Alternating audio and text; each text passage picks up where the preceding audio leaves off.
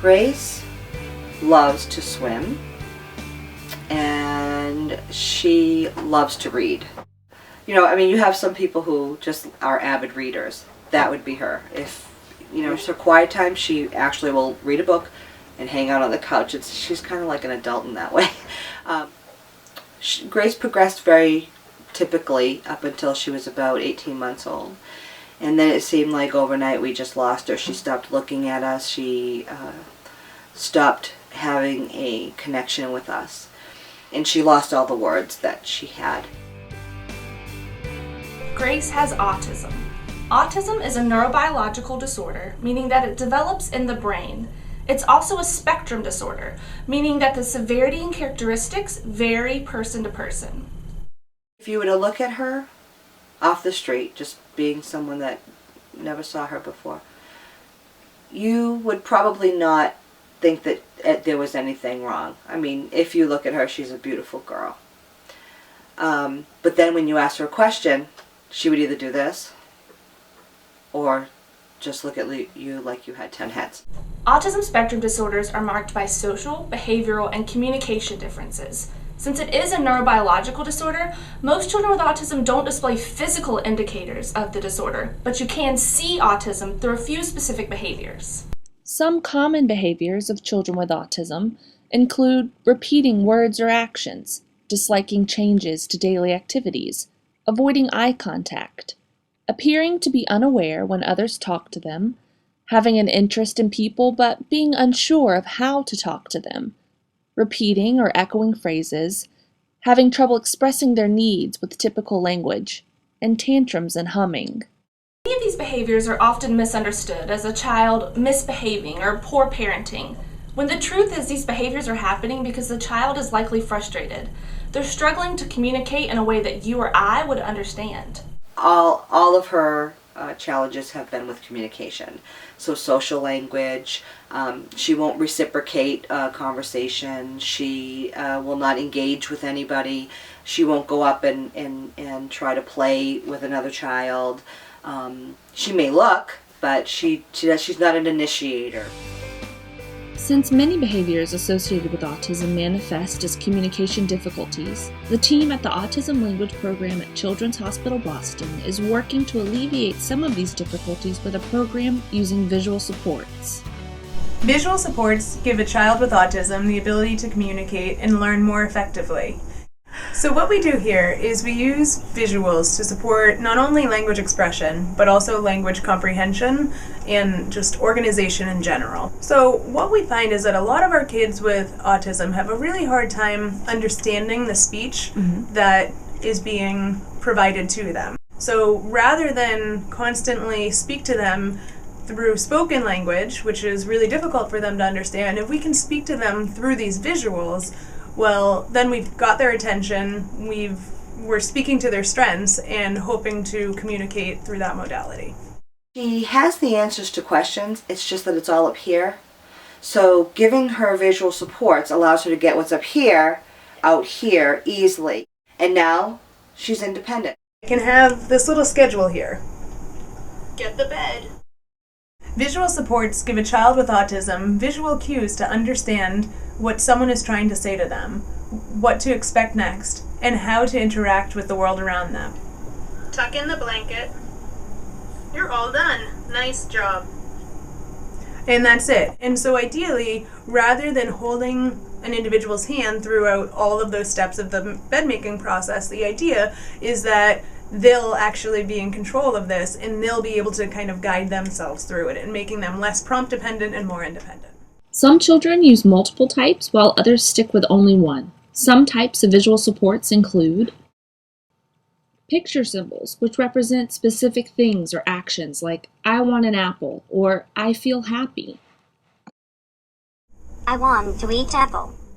Video observational modeling or static scene cues, which display how a task is accomplished using pre-recorded instructions. Do this. Countdown boards, first then displays, and picture schedules are used to show the order in which a task is accomplished, like first work and then Dora, or what can be expected during the day, like First we'll sing, then we'll play with dolls, then we'll work, and then we'll watch movies.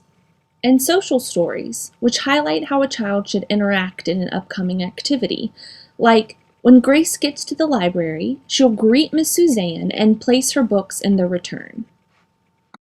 So when we're using behavioral supports like those first thens or the activity or daily schedules, that's not very far removed from what you and I do.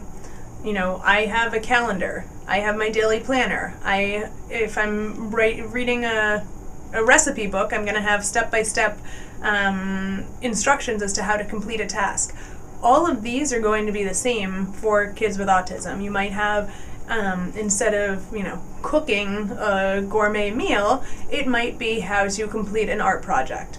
And those step-by-step instructions might not come in text as they would for you or I, rather they might come in pictures. One of the greatest things about visual supports is that it isn't just a one-way street. The child can tell their parents how they're feeling, what they want, how their day is.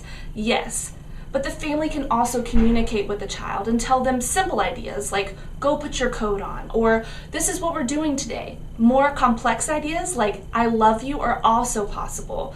The child is finally able to understand a real conversation and communicate with their family. All children are different with autism. All children are different with visual supports. Every family is going to be different. But what's great about it is that you can make it your own. I remember telling Jenny when we first went there how I just wanted to hear what Grace had to say and not what she wanted. What was she thinking about? Was she thinking like, oh, how beautiful the sky is? Or, and I just said, how can we go? Are we going to get there? Are we going to get to that point? What did you do today? I went to. And she started to show us how to use the visual supports. And we found that it was pretty quick that Grace was able to latch on to even a basic setup of I want you to do something, or I see something, or I hear something, or, Mama, sing a song. And it was like, wow. It was almost overnight that we had this change. It was a matter of putting the right thing in her face. And it was that simple.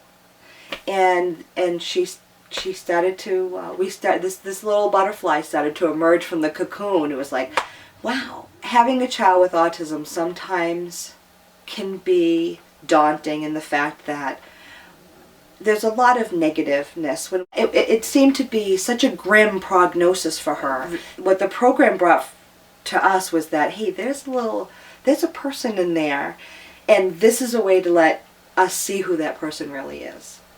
And it's a tool. It's a some people need a wheelchair to get around. That's their tool, and this is her tool to come out. And so it really has just meant the whole world to our family. We're starting to see this butterfly emerge, and it's been an amazing thing to watch. When using these visuals, it will be important to keep in mind that use them as much as possible. They're just tremendously beneficial, and so the more we can use them, the better, and it really is a practice makes perfect scenario. Approach the parents and say, how can I best use these visuals to support your child? We just want them to be available and used as much as possible. So with that said, there are definitely a few key things to keep in mind. First, treat the child with as much respect as you would a friend. Use natural language and don't use a robotic voice. Interact with the child and with the parents. Don't just focus on the parents. The child you're working with likes to communicate visually, so don't expect verbal communication to always work.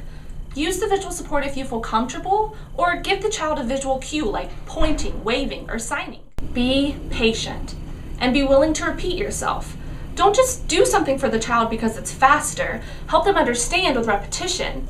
Reusing visual supports helps the child understand what to expect the next time that you're together. Alright, so let's recap. Whenever you're interacting with a child who's using visual supports, be sure to do these 3 things. Use a natural language, use visuals whenever possible, be patient, and repeat. If it works for your child, then really go with it, because I have seen Grace just go from no communication skills at all to just flourishing with this visual support. So we need to provide as much visual supports in our home as we possibly can. I just feel like we owe that to them, to give them every tool possible to succeed. Reach out today to the family you know with a child with autism if you have questions about visual supports. For more resources, you can also visit childrenshospital.org/ALP and click on See My Voice. Are you all done or do you want more? I'm done. All done?